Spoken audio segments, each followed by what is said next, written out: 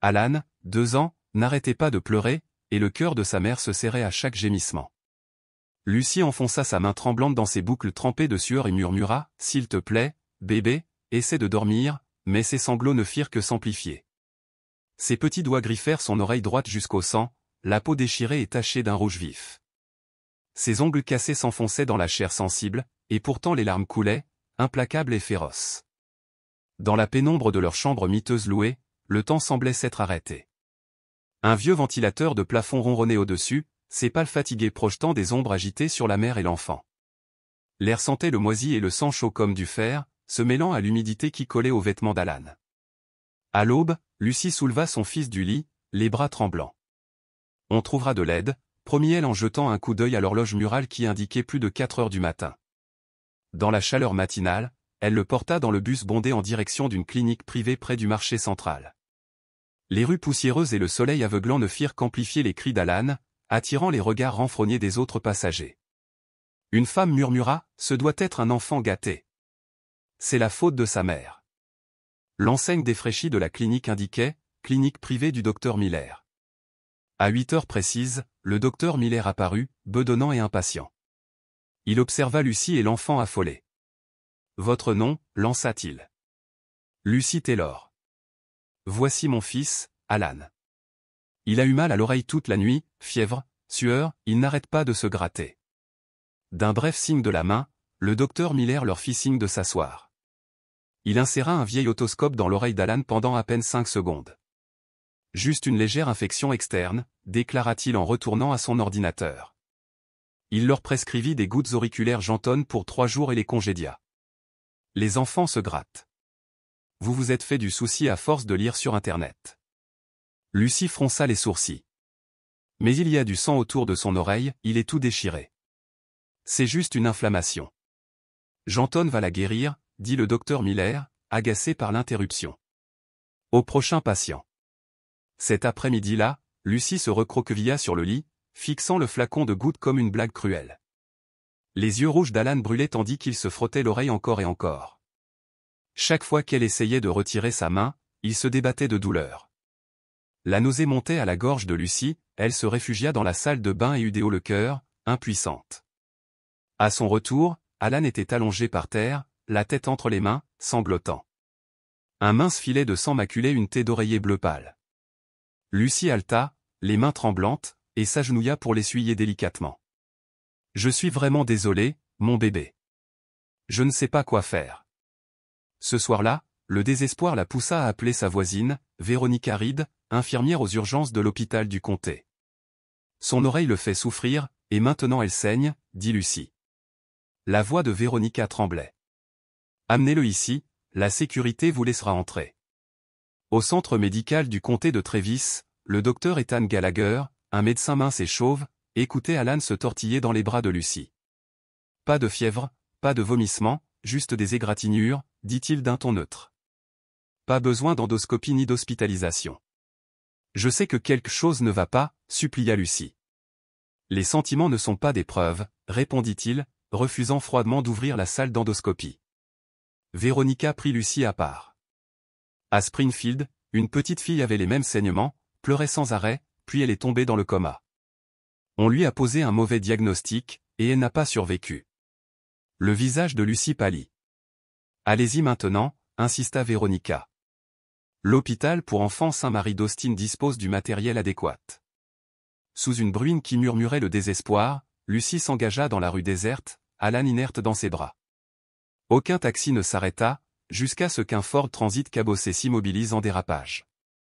Un vieil homme vêtu d'une veste de cuir usé se pencha. « Mademoiselle, vous avez besoin d'un chauffeur ?» Les larmes brouillèrent la vision de Lucie alors qu'elle montait à bord. « Saint-Maries, s'il vous plaît. »« Je m'appelle Édouard, » dit-il doucement. « Mon petit-fils a son âge. » Le trajet était un brouillard de pluie, de silence et des faibles gémissements d'Alan. Édouard finit par rompre le silence.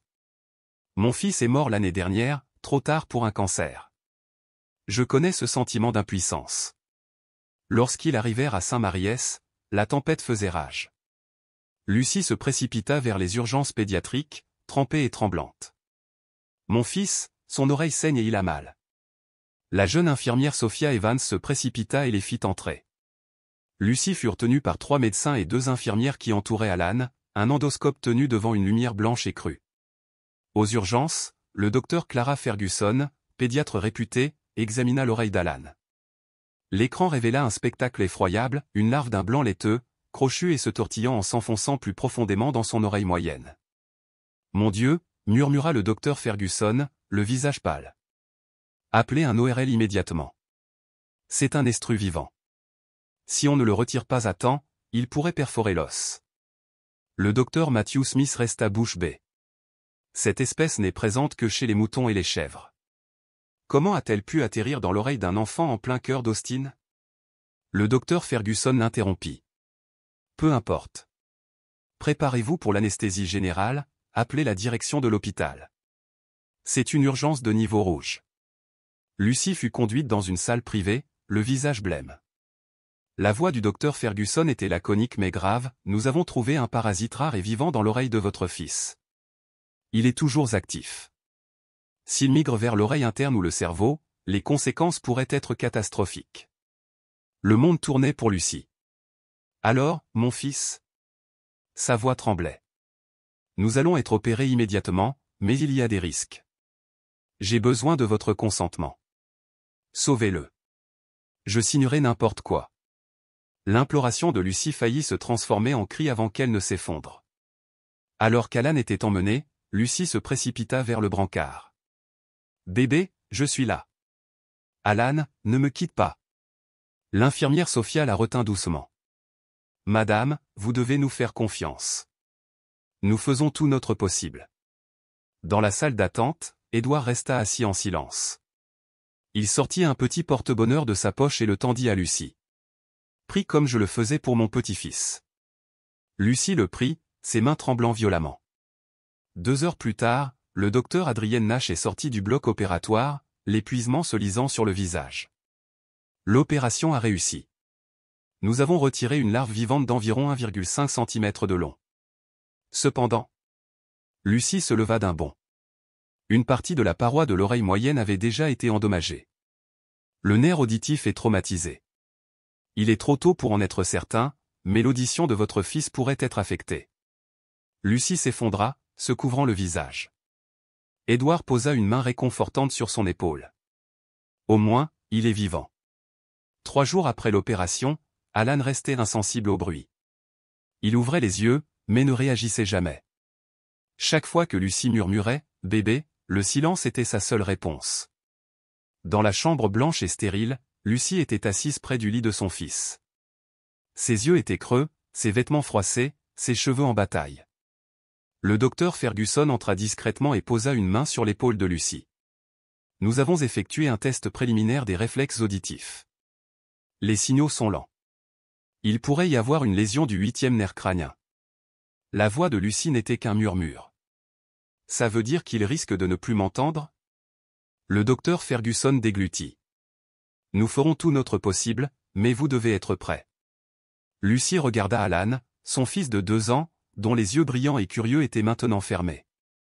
Elle posa doucement sa main sur sa joue. « Bébé, je suis tellement désolée de ne pas avoir crié plus fort à l'hôpital. » 5 jours après l'opération, un visiteur inattendu est arrivé. Isaac Rivers, journaliste au San Antonio Express News, portait le rapport de l'hôpital du comté et un épais dossier de documents internes. « J'ai entendu parler du cas de votre fils, comment vous êtes allé dans 3 établissements différents et que personne ne vous a écouté. » Le ton d'Isaac était respectueux mais urgent. Lucie soutint son regard avec méfiance. « Que veux-tu ? Racontez votre histoire publiquement, non pas pour faire du sensationnalisme, mais pour empêcher les gens de rejeter les pleurs d'un enfant. » Lucie se tut, puis hocha la tête. « Si ça est d'un autre enfant, alors écris-le. » Dès le lendemain, l'Express News titrait en première page « Un enfant manque de mourir d'une larve dans l'oreille, et sa mère supplie 3 fois, les médecins ne l'écoutent pas. » L'article est devenu viral et le hashtag #ListenToChildren a atteint la première place sur Twitter aux États-Unis. Les journalistes se sont rués sur Lucie, équipe de télévision, animateur radio, blog. Lors d'une émission en direct, un présentateur a demandé « Souhaitez-vous dire quelque chose aux médecins qui vous ont renvoyé ?» Lucie retint ses larmes. « Je ne veux pas de pitié. J'avais juste besoin que quelqu'un écoute les pleurs de mon enfant, juste une personne. Mais la sympathie a vite cédé la place à la réaction. Lors d'une émission matinale populaire, le docteur Steven Lawrence a ironisé « On ne peut pas blâmer toute la profession pour une seule erreur. » Peut-être que cette mère était tout simplement trop sensible. Les moqueries ont suivi en ligne. Quel genre de maladie mérite tout ce drame? C'est la faute de la mère, pas des médecins. Peut-être qu'elle les stressait, ce qui les empêchait de se concentrer. Lucie lut chaque commentaire cruel, puis éteignit discrètement son téléphone et retourna au chevet d'Alan. « Ils peuvent m'insulter tant qu'ils veulent, murmura-t-elle, tant que tu es en vie. » 10 jours après l'opération, Alan ne réagissait toujours pas au son. Un audiologiste a posé le diagnostic préliminaire, nous devons nous préparer à l'éventualité qu'il ne parle jamais s'il n'entend pas. Cette nuit-là, Lucie resta près de son lit, le désespoir aiguisant sa voix tandis qu'elle lui parlait d'une voix étranglée mais ferme. « Si je dois apprendre la langue des signes, je le ferai. Si tu n'entends jamais ma voix, je t'écrirai 1000 lettres. Mais chérie, ne me quitte pas. S'il te plaît. » La 11e nuit, le docteur Clara Ferguson entra avec un dossier, le visage ridé par l'inquiétude. « Nous avons envoyé le spécimen au laboratoire de parasitologie de Harvard. Il s'agit bien de la larve d'estre nasale du mouton d'Estrusova, mais elle avait atteint le stade 3 et était prête à pénétrer le crâne. Si nous avions attendu, elle aurait été fatale. » Le regard de Lucie vacillait comme une bougie qui s'éteint. « Depuis combien de temps était-il dans mon fils ?» Le docteur Ferguson prit une grande inspiration. « Au moins 7 jours avant votre première consultation. » Elle plaça une image endoscopique dans les mains tremblantes de Lucie, une créature gris pâle, aux barbes acérées profondément enfoncées dans la paroi de l'oreille moyenne. Lucie détourna le regard, nauséeuse.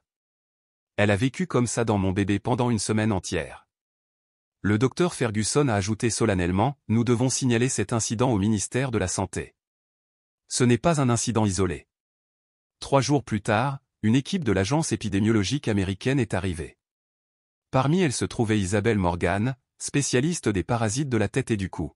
« J'ai proposé l'année dernière un programme de formation à l'identification des parasites Yanti pour les hôpitaux de comté, a-t-elle déclaré au directeur de l'hôpital. La plupart de ces propositions ont été ignorées. Lucie entendit par la porte du bureau. Isabelle poursuivit, « Depuis juin dernier, les urgences du comté de Williamson ont reçu un otoscope Inamini 3000, mais il est peut-être encore scellé dans sa boîte d'origine. » Le réalisateur balbutia, « Je ne sais pas pourquoi on ne l'a pas utilisé. » En frappant la table du poing, Isabelle déclara, « Au cours des 18 derniers mois, au moins 3 enfants sont morts d'otite suspectée dans les comtés voisins. Ce silence est mortel. » Une semaine plus tard, Isaac Rivers revint avec les résultats préliminaires de l'inspection. Il tendit à Lucie une pile de documents. Une section indiquait que l'otoscope avait été livré à Merci Général 9 mois auparavant, et n'avait jamais été utilisé. Isaac regarda Lucie droit dans les yeux. Ils ont dit que c'était trop chronophage et que ça perturbait le travail. Ils le réservaient aux cas complexes. Le cas de votre fils était complexe. Lucie resta figée, les doigts crispés sur les pages. Alan aurait donc pu être sauvé la première fois. S'il l'avait examiné correctement pendant 10 secondes de plus, dit Isaac en détournant le regard. Au même moment, le centre médical du comté de Travis, où travaillait le docteur Ethan Gallagher, faisait l'objet d'une enquête publique. Une équipe de l'émission The Truth a filmé en secret l'intérieur de l'hôpital, et dans un extrait, une caméra cachée a filmé une infirmière murmurant, l'otoscope est entreposé, toujours scellé. Le docteur Gallagher ne l'utilisera pas, il déteste les patients capricieux et anxieux. Lorsqu'on a demandé à un membre du personnel administratif pourquoi le cas d'Allen n'avait pas été signalé plus tôt, elle a répondu, la mère était trop bruyante. Ils ont pensé qu'elle exagérait. La vidéo a été diffusée le soir même et a fait un tabac en ligne. Des milliers de commentaires ont inondé la page de l'hôpital Général Merci, un otoscope acheté avec l'argent des contribuables, laissé à l'abandon. Un enfant a failli mourir parce qu'il ne voulait pas gaspiller de fournitures. Quel genre de médecin est Gallagher? Après 3 jours de silence, le docteur Gallagher a finalement tenu une courte conférence de presse. On ne peut pas faire une endoscopie à chaque fois qu'un enfant a mal à l'oreille, a-t-il déclaré d'une voix tendue. On est débordé et on ne peut pas répondre à toutes les demandes émotionnelles des parents. Lucie, qui regardait les informations depuis sa chambre d'hôpital, serrait son téléphone fermement. Alan était toujours allongé là, amaigri, les cheveux clairsemés, le regard terne. Il n'avait pas dit un mot depuis l'opération. Edward, le chauffeur âgé qui l'avait emmené à l'hôpital, revint lui rendre visite. Il posa un sac de fruits sur la table et dit « J'avais une livraison à proximité et j'ai appris la nouvelle. » Ça m'a mis en colère. Lucie ravala ses larmes. « Mon enfant a été catalogué comme une simple demande émotionnelle, » murmura-t-elle. Edward se tut. « Ce n'est pas ta faute. » Ils sont restés silencieux trop longtemps. Quelques jours plus tard, l'infirmière Catherine Reagan, celle qui avait prévenu Lucie à l'hôpital du comté, fut convoquée pour témoigner lors d'une audience interne. Assise dans le couloir, Lucie regardait Catherine sortir, le visage baigné de larmes. « Ils m'ont dit que je n'étais pas autorisée à dire quoi que ce soit, » dit Catherine doucement, « mais si j'étais restée silencieuse, votre fils serait mort. » Lucie lui serra la main tandis que la voix de Catherine tremblait. « Sans vous ce jour-là, je ne l'aurais jamais emmené à Austin. » Cette nuit-là, Lucie reçut un étrange appel de Deborah Martin, la ministre régionale de la Santé du Texas. « Je suis désolée que le système ait fait souffrir votre enfant », sa voix tremblait. Lucie marqua une pause, puis demanda, « Si je n'étais pas une mère célibataire sans relation, cet enfant aurait-il été enterré comme les 3 autres ?»« Non, » promit Deborah. « Nous procédons à des changements. J'ai besoin que vous témoigniez à l'audience du Congrès la semaine prochaine. » Lucie regarda Alan, dont la respiration était légère et dont la main tremblait légèrement. « J'irai, » dit-elle, « mais pas pour moi, pour les enfants qui n'ont jamais eu de réponse. » Partout aux États-Unis, la presse a commencé à publier des articles sur le risque d'infections parasitaires non diagnostiquées chez les jeunes enfants. De Houston à San Antonio, des centaines de parents ont amené leurs enfants pour des contrôles ORL. Le docteur Hugh Albright, expert en parasitologie, a écrit « Les larves d'estovou parasitent généralement les animaux de pâturage, mais le changement climatique, le manque d'hygiène et la complaisance en matière de diagnostic ont fait de cette maladie une menace émergente pour l'homme. » Dans sa chambre d'hôpital, Lucie lisait cet article, les yeux fixés sur le lit de son fils. Le docteur Ferguson entra, tenant un papier avec les derniers résultats des tests auditifs. « Il y a un léger réflexe très faible mais c'est une bonne nouvelle. Le nerf n'est pas complètement mort. » Lucie pinça les lèvres. « Mon fils entendra-t-il à nouveau ?» demanda-t-elle. « Peut-être, » répondit doucement le docteur Ferguson, « mais cela demandera des mois de traitement ou de la kinésithérapie auditive, une thérapie que seuls quelques centres spécialisés peuvent proposer. » Lucie hocha la tête. « Je ne pars pas.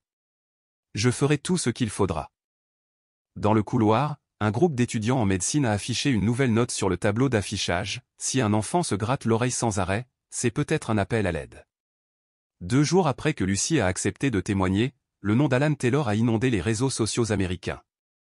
L'histoire d'un garçon de 2 ans qui a failli mourir d'une larve d'estrus dans l'oreille après s'être vu refuser 3 soins a fait la une de presque tous les grands journaux, le New York Times, le Washington Post, USA Today et le San Antonio Express News. La télévision nationale n'était pas en reste, notamment Investigative Report, une émission très regardée diffusée tous les vendredis soirs. Isaac Rivers était présent dans cette émission. Sa voix était solennelle tandis que la caméra filmait Lucie assise dans le couloir de l'hôpital pour enfants Saint-Marie, tenant la main de son fils, le visage usé, les lèvres pâles d'épuisement et d'insomnie. Une mère sans maquillage, sans formation média, avec juste une simple supplication, « Écoutez. » Ce soir-là, le téléphone de Lucie n'arrêtait pas de vibrer de messages, d'appels et de demandes d'interview. NBC News voulait qu'elle soit en direct et proposait d'organiser son transport. Isaac l'en informa, mais Lucie secoua la tête. « Je n'ai pas l'habitude de parler devant la caméra. Je suis juste une maman. »« C'est exactement pour ça que tu dois parler, » dit Isaac doucement. « Les gens te feront plus confiance qu'à n'importe quel politicien ou médecin. »« Je ne me suis pas faite victime sur Internet, » a rétorqué Anna Luke ce soir-là au journal télévisé. « Non, docteur Gallagher, on vous interpelle parce que vous êtes resté silencieux pendant qu'un enfant appelait à l'aide dans un café près de l'hôpital. » Lors de la discussion qui a suivi entre étudiants en médecine, Luis Palacio s'est penché en avant. « Nous étudions l'oreille moyenne, le nerf cochléaire, le nerf crânien oui, a-t-il dit à voix basse, mais personne ne nous apprend que les pleurs d'un enfant peuvent être un signe clinique. » Le silence retomba dans la salle. Nora Cooper, une camarade de classe, dit doucement, « Après cette histoire, je n'ignorerai plus jamais un enfant qui pleure la nuit. » Plus tard, Lucie s'arrêta dans le couloir de l'hôpital, regardant le tableau d'affichage où la citation de la semaine avait été fraîchement épinglée au marqueur bleu. Chaque enfant crie dans une langue que seule sa mère comprend. Édouard, le vieux conducteur, se tenait silencieusement à côté d'elle. C'est Nora Cooper qui a écrit cette phrase, dit-il. Lucie parvint à esquisser un léger sourire. Peut-être qu'une génération de médecins sera vraiment à l'écoute. Le lendemain matin, Alan fut transféré en salle de rééducation ORL. Le docteur Victor Mullins, un jeune audiologiste, lui présenta le plan. Nous installerons des appareils d'amplification sonore et utiliserons de faibles courants électriques pour stimuler le nerf. Il devra réagir aux fréquences, des plus graves aux plus aigus, pour retrouver progressivement son audition. Lucie hocha la tête, la détermination illuminant ses yeux. Peu importe le temps que ça prendra, je serai là. Cet après-midi-là, la journaliste de télévision Hélène Harris est arrivée avec une offre inattendue. Nous aimerions réaliser un documentaire sur votre parcours avec Yor et Alan, a-t-elle expliqué gentiment. Pas de sensationnalisme, juste un portrait calme et honnête. Nous l'intitulerons Au-delà du silence. Lucie secoua la tête. Je ne veux de pitié pour personne. Hélène sourit chaleureusement. Ce n'est pas de la pitié. Nous voulons que les gens comprennent que le silence peut aussi crier. Un matin, Lucie se réveilla et trouva Alan qui s'agitait sous sa couverture. Sa petite main se tendit, cherchant la sienne. Elle la saisit doucement. « Bébé, je suis là », murmura-t-elle. Il ne répondit pas, mais pour la première fois depuis des semaines, le coin de ses lèvres se courba en un léger sourire. Lucie enfouit son visage dans l'oreiller et sanglota. Plus de 2 semaines s'étaient écoulées depuis l'opération, et Alan n'avait toujours pas prononcé un seul mot. La salle de rééducation était illuminée par des posters d'animaux et remplie d'appareils de sonothérapie, machines à bruit blanc, chants d'oiseaux, violons. Chaque jour, l'infirmière Sophia diffusait le même enregistrement, la voix de Lucie appelant doucement « Maman, maman, maman ». Alan observait l'orateur avec de grands yeux, mais ne réagissait pas, comme si le monde autour de lui n'existait pas. Lors d'une consultation clinique, le docteur Mullins insista, nous devrions réévaluer le nerf auditif à l'aide d'un test du réflexe acoustique. Lucie agrippa son t-shirt, la voix rauque. Et s'il n'y a pas de signal, demanda-t-elle. Son hésitation était pesante. Il faudrait alors envisager des implants cochléaires, mais il y a un risque de perte auditive permanente et de troubles du langage. Lucie hocha la tête, son corps et son esprit épuisés au-delà de toute capacité de réaction. Ce soir-là, elle était assise seule sur une chaise en plastique à côté du lit d'Alan. Il dormait paisiblement, sa respiration douce et régulière l'expression la plus sereine qu'elle lui ait vue dans la lumière vacillante du couloir qui bourdonnait comme un esprit fatigué. Lucie sortit de sa poche une ordonnance froissée et les instructions pour les gouttes auriculaires que le docteur Miller lui avait données. 3 jours, murmura-t-elle en fixant l'écriture griffonnée. 3 jours, puis pour toujours ? Soudain, des pas précipités et des cris pressants résonnèrent dans le couloir, code bleu. Code bleu. Le cœur battant, Lucie se précipita vers le bruit, mais ce n'était pas la chambre d'Alan. C'était le lit voisin, où une petite fille luttait contre une méningite. Contre le mur, essoufflée, Lucie comprit que la vraie peur n'était pas la mort, mais la vie sans voix. Le lendemain matin, le docteur Clara Ferguson était assise en face d'elle, la tension se lisant sur chaque trait de son visage. « Lucie, je dois être honnête. » Alan ne réagit à aucun son entre 20 et 5000 Hz. Perte auditive totale ? La voix de Lucie était sèche comme du sable. Pour l'instant, oui, définitivement, répondit Clara. Plus ça dure, plus les chances de guérison s'amenuisent. Lucie hocha la tête très lentement, très fermement. À midi, Lucie s'agenouilla dans la chapelle de l'hôpital, à la faible lueur des bougies. Une Vierge Marie attristée la contemplait.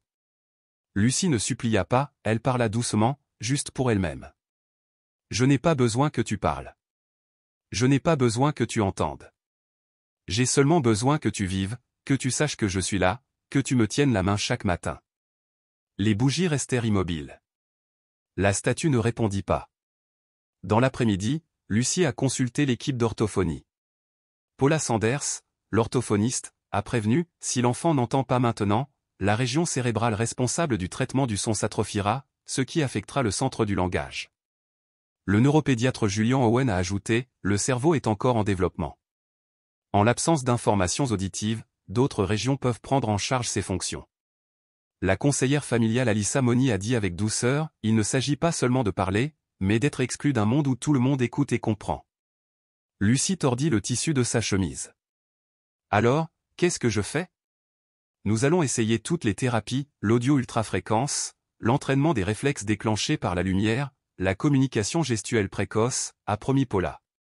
Cette nuit-là, Lucie était assise sur le lit avec Alan sur ses genoux, le visage baigné de larmes tandis qu'elle secouait un jouet musical ou un hochet à ressort avec des grelots auprès de son oreille. « Tu l'entends, bébé? S'il te plaît, je suis là. » Comme il restait immobile, la voix de Lucie se brisa lorsqu'elle cria « Réponds-moi. » « Tu m'entends » Alarmée, l'infirmière Sophia se précipita à l'intérieur. « Mademoiselle Lucie, calmez-vous, s'il vous plaît. » Lucie se leva, les yeux injectés de sang, pointant du doigt les murs silencieux. « Quelqu'un m'écoute? Sait-on combien de fois j'ai crié? Si j'avais fait plus de bruit, Alan ne serait peut-être pas comme ça. » S'effondrant par terre, le visage enfoui dans l'oreiller de son fils, elle sanglota « Bébé, je suis désolée. J'aurais dû frapper la table pour qu'ils écoutent. » L'infirmière Catherine Reagan, qui avait prévenu Lucie ce soir-là, s'agenouilla près d'elle. « Ce n'est pas ta faute, Lucie, murmura-t-elle. On a eu tort. Mais personne ne veut l'admettre, car dans ce métier, le silence est synonyme de sécurité. » Lucie observait le regard terne et trouble de Catherine. « C'est bien le silence qui a tué les 3 enfants avant Alan, n'est-ce pas? » Catherine hocha la tête. Et une seule personne assez courageuse pour faire du bruit le sauva cette nuit-là. Lucie s'assit, les mains tremblantes, et commença à écrire une lettre à son fils. Sur le papier, elle écrivit. « Tu n'as pas besoin d'entendre pour savoir combien je t'aime. Si le monde refuse de te laisser parler, j'apprendrai avec toi le langage du silence. Mais si un jour, juste un jour, tu tournes la tête parce que tu m'entends appeler ton nom, ce sera le plus beau jour de ma vie. » Près d'un mois s'était écoulé depuis l'opération d'Alan, et aucun son ne lui parvenait. Les larmes de Lucie s'étaient taries, ne laissant qu'une petite silhouette frêle se déplaçant silencieusement d'une thérapie à l'autre, telle une ombre.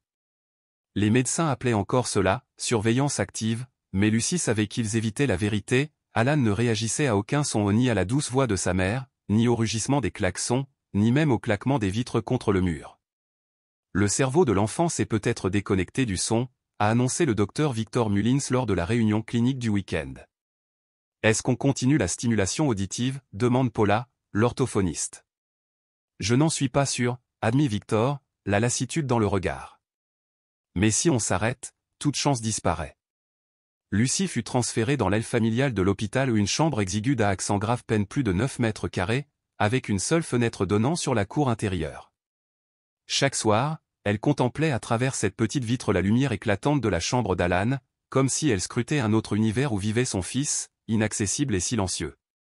Un matin, Lucie se réveilla, hébétée. Dans son rêve, elle était de retour aux urgences du comté, tenant Alan dans ses bras et criant « Est-ce que quelqu'un m'écoute ?» Médecins, infirmières et patients se détournèrent, disparaissant lentement dans le brouillard, jusqu'à ce qu'il ne reste plus que l'infirmière Catherine Reagan au bout du couloir.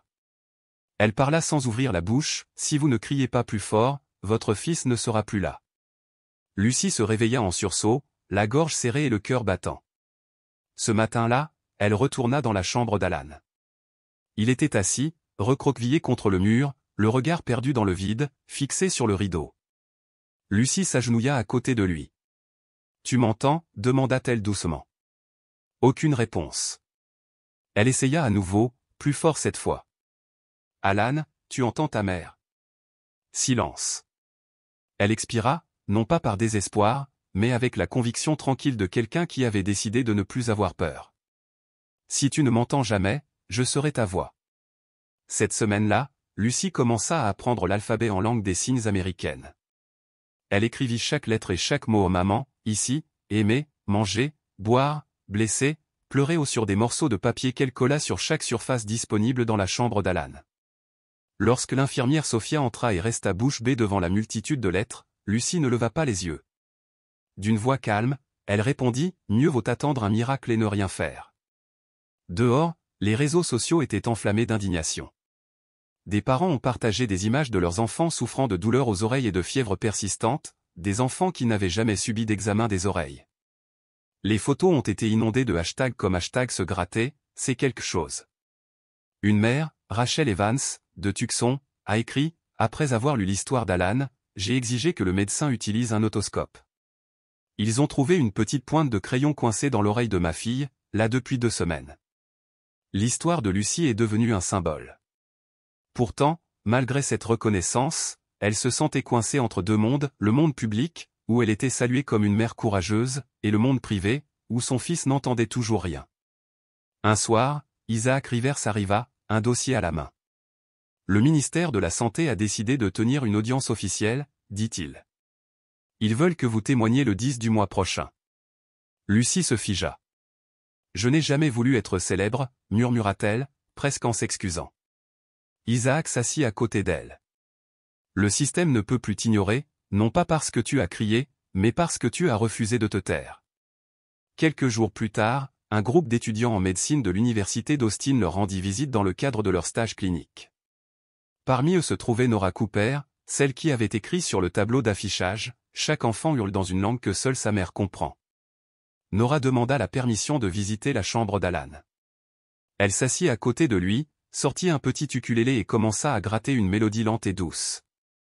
Lucie s'efforça de l'arrêter, craignant d'être submergée. Mais Nora murmura, « Il n'a pas besoin d'entendre.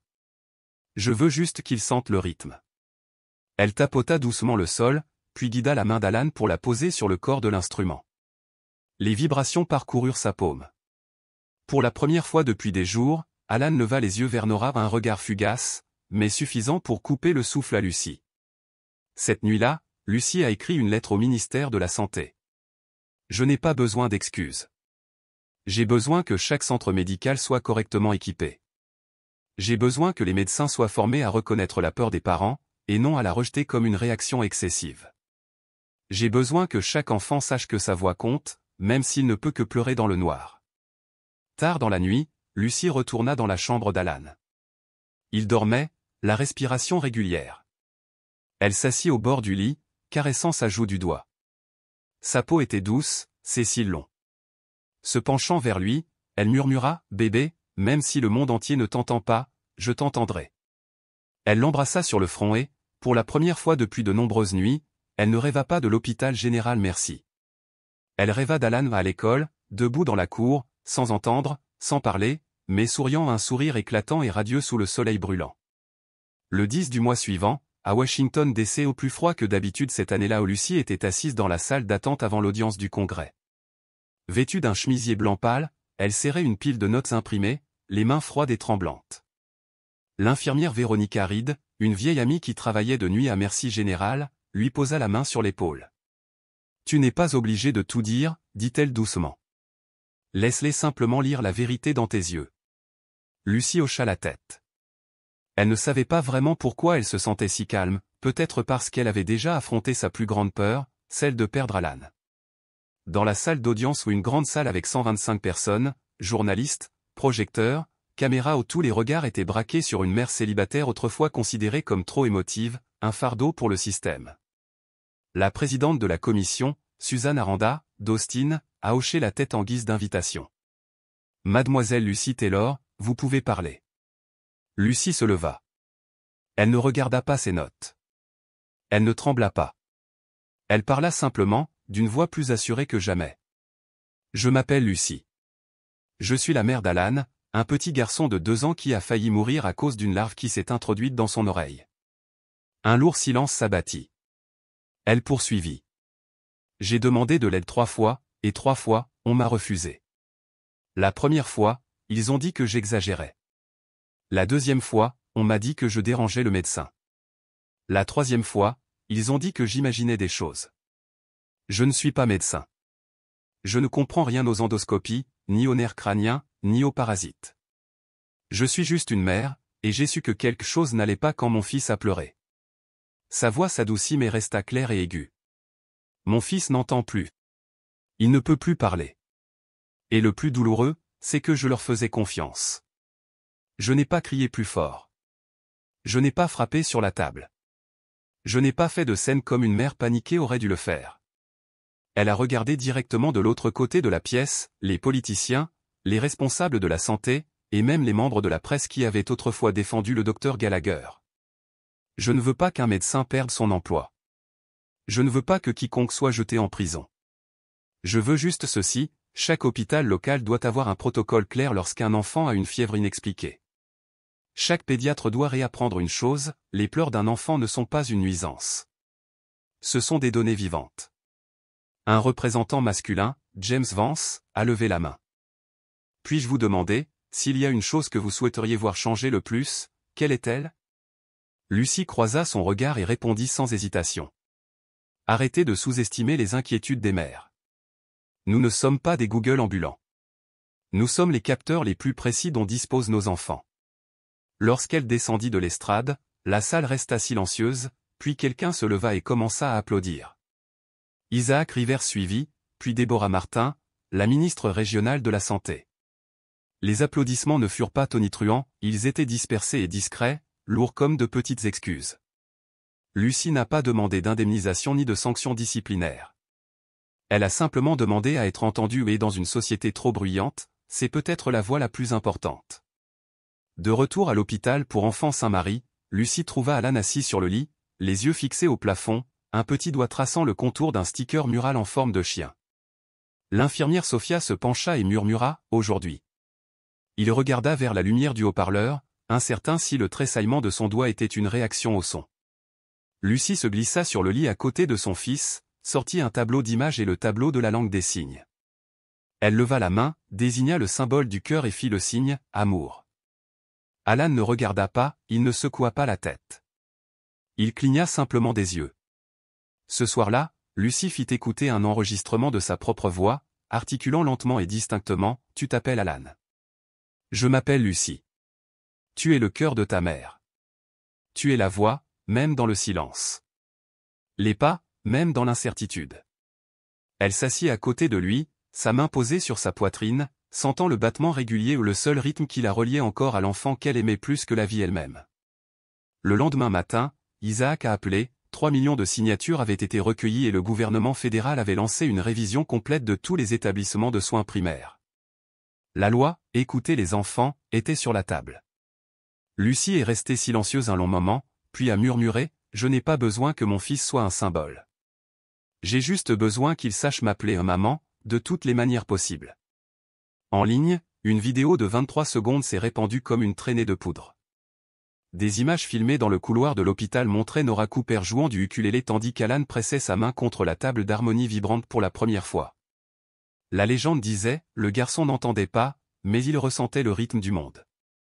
Que chaque enfant ait la chance de toucher ce rythme. En une semaine, la vidéo avait été partagée plus de 1,6 million de fois. À midi, les DRS Victor Mullins et Clara Ferguson arrivèrent pour examiner Alan. Lucie raconta chaque petit mouvement comme pour annoncer une grande victoire, il a tressailli quand j'ai murmuré, ou peut-être un réflexe auditif, ou peut-être a-t-il simplement senti ma respiration. Je ne suis pas sûr.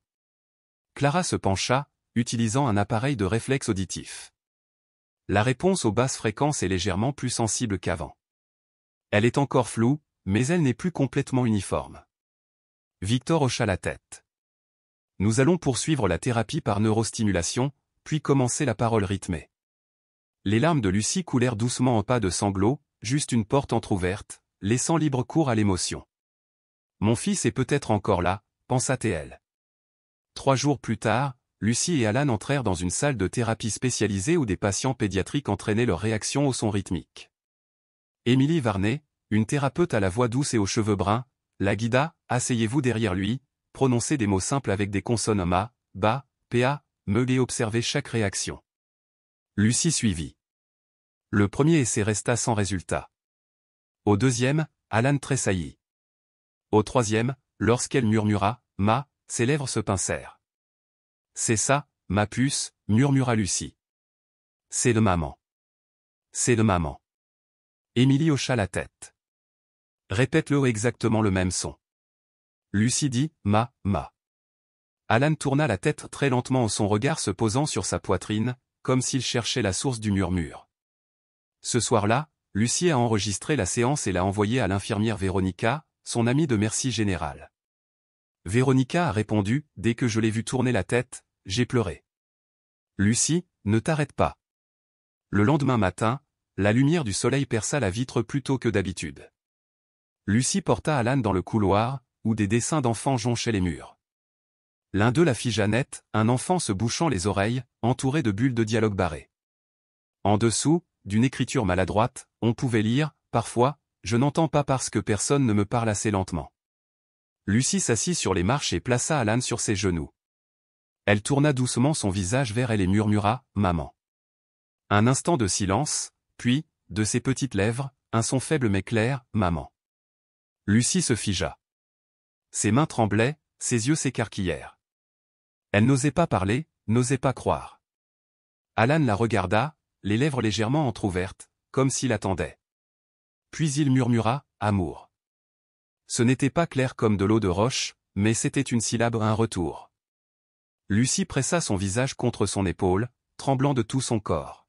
« Bébé, c'est maman. Maman t'aime. Je suis là. » Alors qu'ils s'embrassaient, l'infirmière Stella Rogers passa et s'arrêta net, sans voix à la vue de la mère pleurant de joie sur le premier mot de son enfant après plus d'un mois de silence. Dans le bureau de l'hôpital, le docteur Ferguson a posé son stéthoscope après avoir examiné le compte rendu thérapeutique.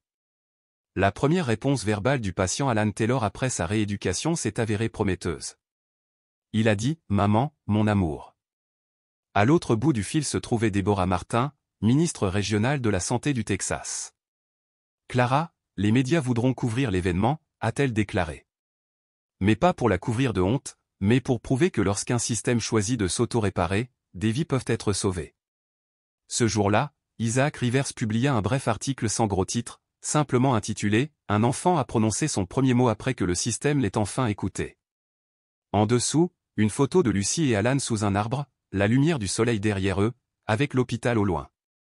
Cette nuit-là, Lucie n'arrivait pas à dormir. Elle écrivit une lettre à des inconnus, à des mères jugées trop anxieuses, à des enfants dont on ne croyait jamais les cris. Aujourd'hui, mon fils a prononcé son premier mot, non pas par miracle, mais parce que je n'ai pas abandonné. Si votre enfant pleure, croyez-le. Frappez à la 4e porte. Criez plus fort la 3e fois. Relevez-vous après avoir été refoulé, car parfois, ces pleurs portent toute une vie en eux.